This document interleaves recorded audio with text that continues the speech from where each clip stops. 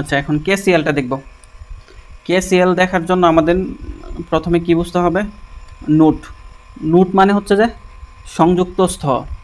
Node মানে কি? সংযুক্ত স্তর। তাহলে এইখানে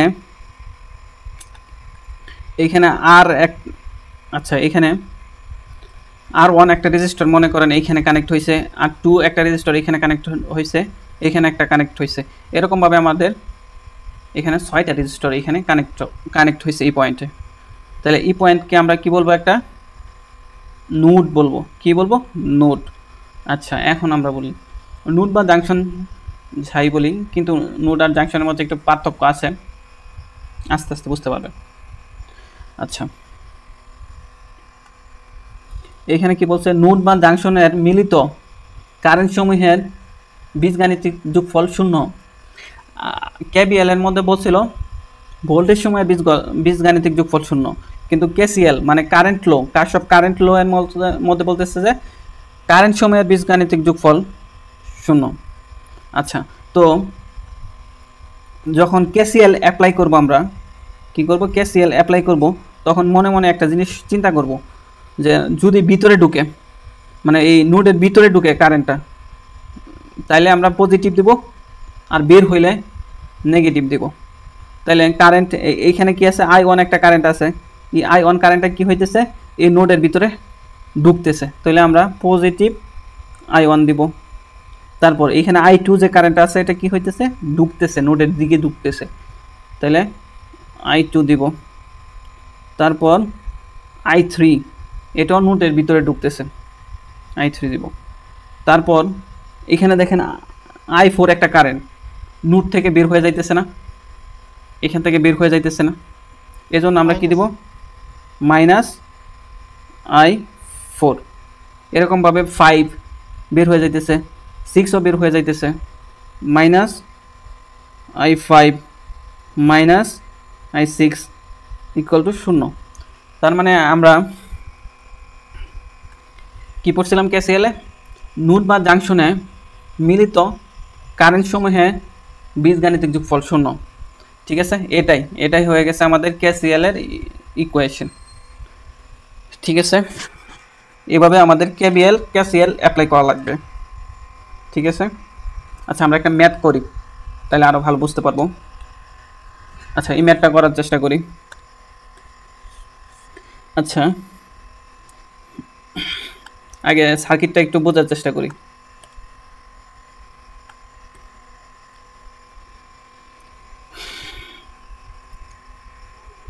এইখানে দেখেন এটা একটা আমাদের লোড, এই লোডের ভিতরে দিয়া 2 এম্পিয়ারের একটা কারেন্ট যাইতেছে। তারপর এখানে একটা লোড, আমার এই লোডের মধ্যে দিয়ে I1 কারেন্ট যাইতেছে। ওইটা আমার প্রশ্নের মধ্যে বলে দিছে যে কেসিএল অ্যাপ্লাই করে আমার, আচ্ছা প্রশ্নটা আগে দেখি। Use KCL to find the branch current I1, I2, I3, I4। তাহলে এখানে যে আমাদের I1 এটা বের করা লাগবে, এখানে একটা কারেন্ট যাইতেছে I2 এটা বের করা লাগবে, তারপর এইখান দিয়ে একটা কারেন্ট যাইতেছে, এটা দেয়াই আছে 7 এম্পিয়ার যাইতেছে। তারপর এইখান দিয়ে একটা কারেন্ট এদিকে আসতেছে, এটা দেওয়া নাই, এটা I4 দেওয়া আছে, কিন্তু এটার মান বের করা লাগবে। এইখানেও আমার কি আছে? একটা লোড আছে যার কারেন্ট নাম দেওয়া আছে I3, কিন্তু ভ্যালু দেওয়া নাই, এটা বের করা লাগবে। এখানেও কি সেমভাবে এরকমভাবে একটা কারেন্ট যাইতেছে যেটার মান দেওয়া আছে। এখন মূল কথা হয়েছে যে আমাদের কারেন্ট এর ভ্যালু দেওয়া নাই, ওইটা বের করা লাগবে আর কি। আচ্ছা, তাহলে আমরা শুরু করি সলিউশন। আচ্ছা, এখন আমরা কোন জায়গা থেকে শুরু করব? আচ্ছা, আমরা কেসিএল যখন দিব তখন আমাদের কি করা লাগবে? কেসিএল যখন দিব তখন আমাদের একটা নোড চিন্তা করা লাগবে। এখানে তো নোড কি কি আছে? এই যে এটা একটা নোড, তারপর এটা একটা নোড, এটা একটা নোড, এটা একটা নোড, কিন্তু আমরা শুরু করব কোন জায়গা থেকে, এটা একটা কথা। তো এখানে আমরা দেখব কোন জায়গায় মান বেশি দেওয়া আছে। আচ্ছা, একটু দেখেন, এখানে নিচের দিকে একটা কারেন্ট যাইতেছে 3 এম্পিয়ার, আবার এই দিকে একটা কারেন্ট দেওয়া যাইতেছে কত? 7 এম্পিয়ার, আর এই দিকে একটা কারেন্ট যাইতেছে I2। তার মানে অজানা রাশি একটা। তাহলে আমরা এই বি পয়েন্ট থেকে শুরু করব। তাহলে at node b, তাহলে এই বি পয়েন্ট থেকে আমরা শুরু করলাম। তাহলে আমরা কি বলছিলাম, কারেন্ট ঢুকলে আমরা পজিটিভ দিব, আর বের হইলে স্যার হ্যাঁ স্যার নোট এ ধরলেন না কেন স্যার? চারটা তো নোট ধরছেন। হ্যাঁ নোড এ ধরি নাই কেন একটু দেখেন। এ ধরি নাই কারণ হচ্ছে যে এইখানে এ যদি ধরতাম তাহলে দেখেন এইখানে I1 একটা কারেন্ট আছে না। আচ্ছা, এই I1 একটা কারেন্ট আছে না, এই কারেন্টটা আমরা মান জানি না। তারপর I2 এর মান জানি না। ঠিক আছে, তাহলে তো আমি দুইটা অজানা রাশি হয়ে যাইতেছে, তাহলে তো আমি মান বের করতে পারবো না। যদি বি ধরি তাইলে দেখেন কি সুবিধাটা হয়, তাইলে বুঝবেন। তাহলে আমরা প্রথমে বি নোট নিয়ে কাজ করব, তারপর এ নোট নিয়ে কাজ করব, তাইলে আরও ভালো বুঝবেন। দেখেন তাহলে কারেন্ট কি হইতেছে, I2টা বের হয়ে যাইতেছে, এই জন্য আমরা -I2 লিখি, -I2। তারপর এইখানে কত I3, -I3 বের হয়ে যাইতেছে, নোট থেকে বের হইতেছে, এই জন্য এখানে I3 না, মানই তো দেওয়া আছে 3 এম্পিয়ার। তারপর 7 এম্পিয়ার বের হয়ে যাইতেছে, -7 ইকুয়াল টু কি 0। আমাদের যে KCL আছেন এটা তো ফালাই দিলাম।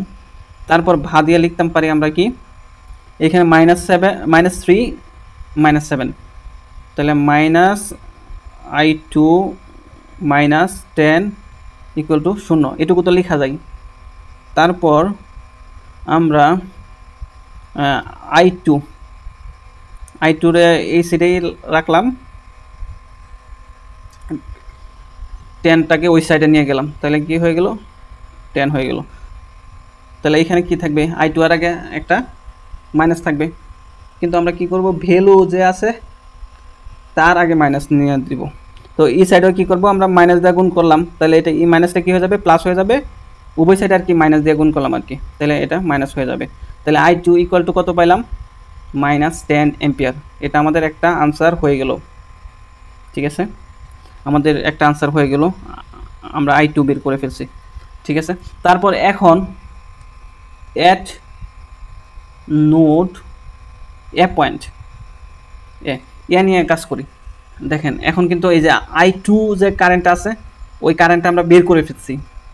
এখন আমরা এ পয়েন্ট নিয়ে যদি কাজ করি তাইলে আমরা I1টা বের করে ফেলতে পারবো। আচ্ছা, কি কি কারেন্ট ঢুকতেছে ওইগুলো আগে লিখব। এইখানে I1 একটা কারেন্ট ঢুকতেছে, I2 একটা কারেন্ট ঢুকতেছে, তাই দুইটা আগে লিখি। I1 একটা কারেন্ট ঢুকতেছে, তারপর I2 ঢুকতেছে। আমরা কিন্তু I2 এর মান বের করে ফেলছি। তারপর এইখানে 2 এম্পিয়ার একটা কারেন্ট এইখান দিয়ে বের হয়ে এদিক দিয়ে চলে যাইতেছে। ঠিক আছে, মাইনাস, তাহলে মাইনাস হবে, -2 এম্পিয়ার ইকুয়াল টু 0। তো I1 এর মান তো আমরা জানি না, তারপর প্লাস -10। হ্যাঁ, এখানে আমরা I2 এর মানটা জানি, -10 -2 ইকুয়াল 0। ঠিক আছে, তো আমরা এটুকু একটু ক্যালকুলেশন করি। ও এইগুলোর আগে একটু ভা দেওয়া লাগবে। আচ্ছা, তারপর ভা দিয়ে লিখতে পারি, এখানে মাইনাস কত আছে 10 আর এখানে -2, তাহলে -12 ওই সাইড দিয়ে গেলে তাহলে I1 ইকুয়াল টু আমরা কত পাবো, +12। এটা আমাদের আরেকটা আনসার হয়ে গেল। ঠিক আছে, এরকমভাবে আমরা এখন ডি পয়েন্ট নিয়ে কাজ করার চেষ্টা করি। এট নোড ডি পয়েন্ট নিয়ে যখন কাজ করব, একটু দেখি ডি পয়েন্টটা। এখানে দেখেন 4 এম্পিয়ারের একটা কারেন্ট ডি নোড থেকে বের হয়ে যাইতেছে, I4 একটা কারেন্ট বের হয়ে যাইতেছে এবং 2 এম্পিয়ারের একটা কারেন্ট ঢুকতেছে।